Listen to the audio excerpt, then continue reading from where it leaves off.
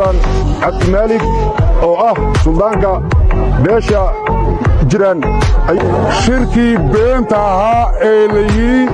waxaan ku qabanay santarka Sheekh Abdisalaam iyagoo ku qabtay santarka Waraabeley haddana shir nabadeed oo warrawmo ayaaba halkan ku qabanay yidi ayaaba halkan cambaaraya marka koobaad marka labaad waxa weeyaan beelweynta Akisho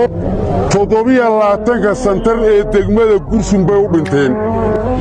Akisho ay reerka warrawmo u dhalatay annagoo daarooda sheekhaas hawiye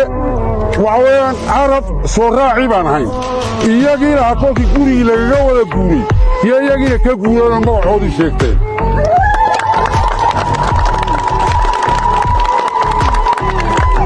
maxaa looga baahday magacii shalay laga guuray ee shimbirtu way duushay la yidhi bal maanta waxaa looga baahday taasaa isweydiin leh horta ee maanta lagu jeclaaday waxaa lagu jeclaaday anaa dadweynaha u sheegaya waxaa lagu jeclaaday magacani magacii agaarka lagu gubaysanayay buu ahaa ee iyagoo una haysteen ummad kalena aynala haysan buu ahaa dhibkiina haystay iyo gumaysigiina haystay iyo dadkii nagu dulnoolaa bulshada naga dulqaatay waxa weeyaan beesha Akisho ayaan warrawmo laba qaybood bay ahayd labadii qaybood ninna aab buu ahaa ninna wuxuu ahaa wiil buu ahaa wiilku wuxuu ahaa bursuug buu ahaa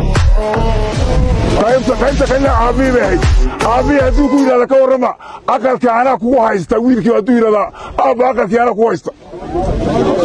taasi ma dhici kar bulshadannadu waxa weeyaan bulshada qaybta ogaadeen ee daaroodka ah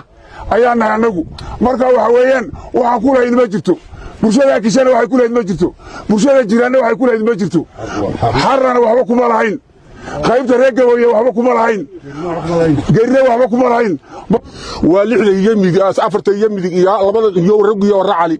iyo shanta bidiyad iyo malabus 12 kaas la yiraahdo warruumo bulsho kuma jiro warruumo waxa aanu rabnay ma aha wax beesha Akisho kaliya loo rabo cid kasta oo degmada Gursum ku dulman xaqeeda inay hesho oo dadnimadeeda hesho oo xor u noolaato nabad u noolaadaan ma rabaa marka sida darteedna waxaanu ka soo horjeednaa cidda waxa weyn waxyaabaha gaarka wadata ee ummadda inay cabursato rabta ee saamiga ay saddex geeska ay ku qaateen raba waliba inuu u sii shaqeeyo ayaan anagu ka soo horjeednaa dad aanu ka tir badannahay aan ka awood badannahay haddana suuqa canoon gelin lagu qaadateen ayay ugaasyadeena iyo odayaasheena ay waxa weyn mar walba nagu amrayaan in mataqaan nabadgelyada inaanu qaadano warruumo aniga keenay anaana baabiin kara anaana dhisi kara